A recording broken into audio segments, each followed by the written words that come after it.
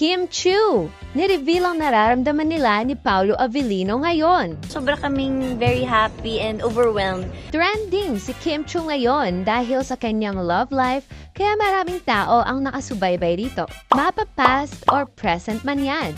At according to her sa press con ng bago niyang endorsement, very happy and satisfied nga raw siya sa mga ganaps na in life, kahit na she's now doing it solo.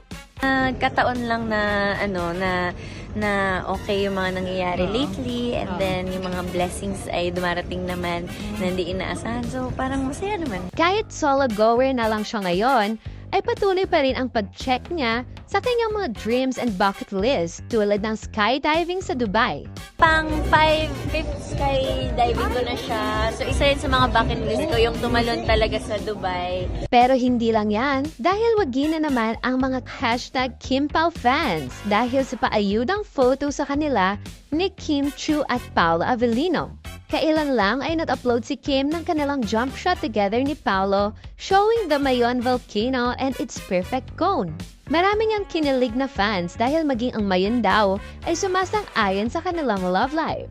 Maganda yung Mayon, wala siyang clouds, isa siyang clear.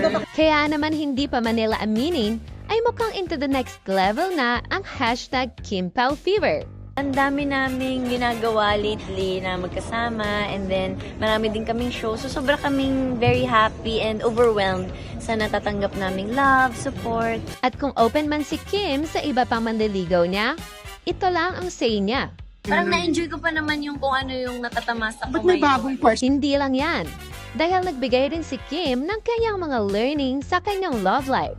Learning? Yes. Installment lang natin ng mga pagbigay ng love.